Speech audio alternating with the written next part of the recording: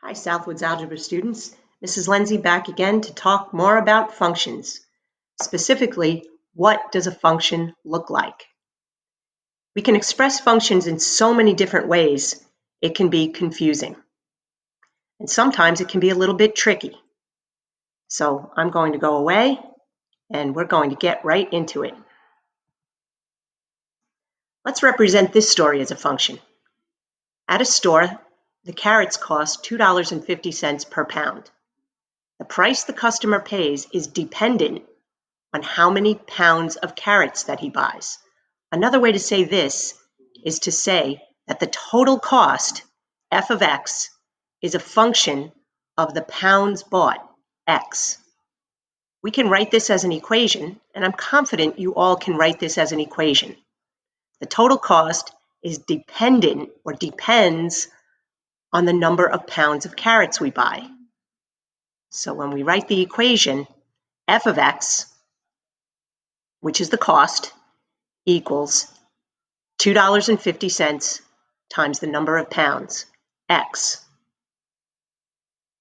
We can also write this as a table. Here's your input, the number of pounds. And notice we're making this table discrete. We can buy 0 pounds, it will cost us $0. If we buy 1 pound of carrots, it costs us $2.50. 2 pounds will cost us $5, and so on. We can change this table into ordered pairs for the purposes of graphing. These ordered pairs are also functions. Notice how each x value has its own unique y value.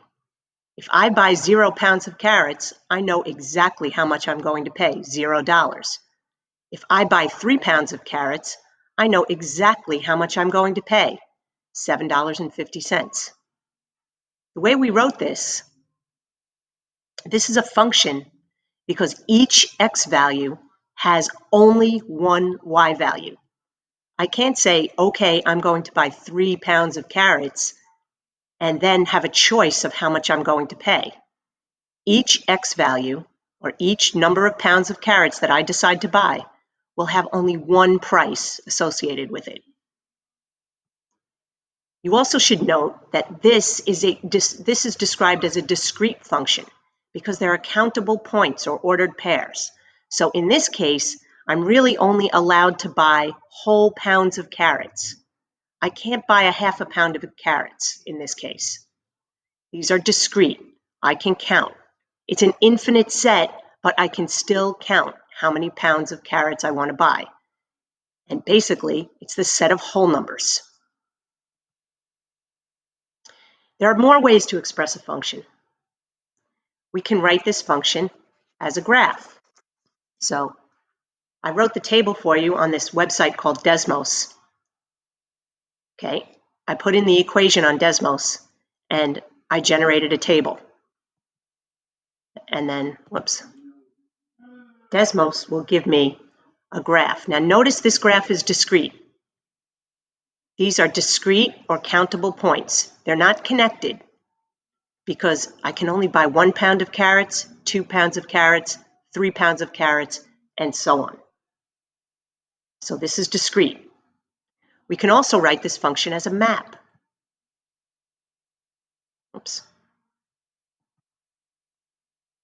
Here's my map. If I buy 0 pounds of carrots, that maps to $0.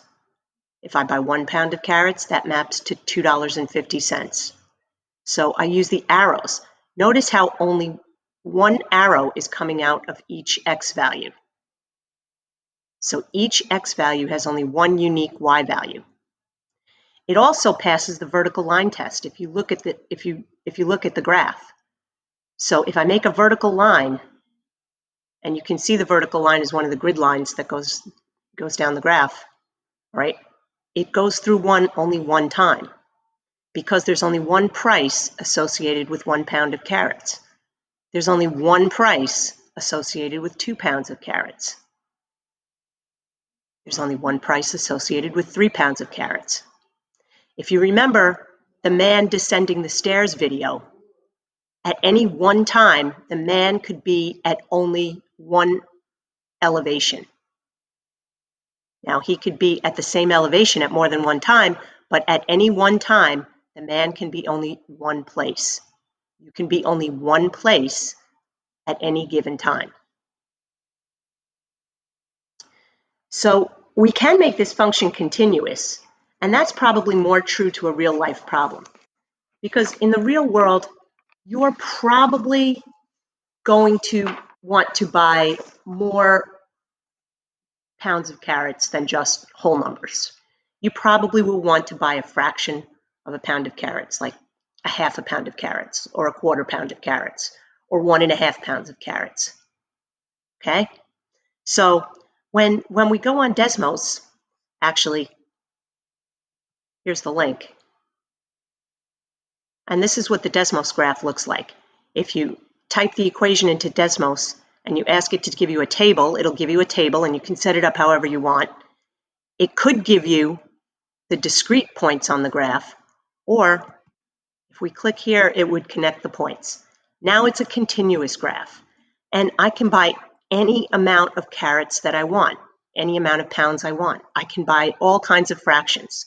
So now I've changed my domain from whole numbers to rational numbers or fractions.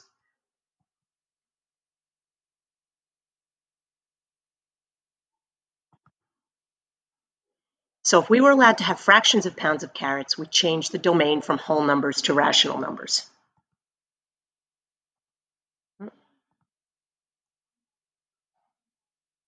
So here's the continuous graph. All we do to make a continuous graph is basically connect the dots. So we can change from discrete function to a continuous function by connecting the dots and changing the domain from whole numbers to rational numbers. In this case, positive rational numbers, because we're not going to deal with a negative half a pound of carrots. It'll only be positive rational numbers. So we've learned that we can express functions rather, in 5 different ways.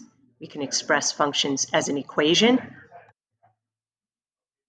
We usually use f of x to designate the function, and an equal sign, and then some sort of an expression dealing with x on the right side. We can use a table, which will give us ordered pairs with 2 columns, an x on the left, and some sort of output we used to call y last year on the right. We can express functions as an ordered pair. Now remembering, each x has only one unique y. If you see an x repeated with a different y, you know it's not a function. We can express functions as a graph. Now remember, the graphs have to pass the vertical line test. If I drop a vertical line anywhere along this graph, I'll only touch the function at one point. Or we can express it as a map, where we use arrows to show which y value or which output gets connected to an x value or an input. And remember, each of these inputs is only connected to one, is only going one way, gets one connection to an output. Okay, we'll talk about this a little bit more tomorrow, and we'll have some practice problems. We'll answer any questions you have, and that's all you need to do for tonight. Don't forget to click submit, and have a great night.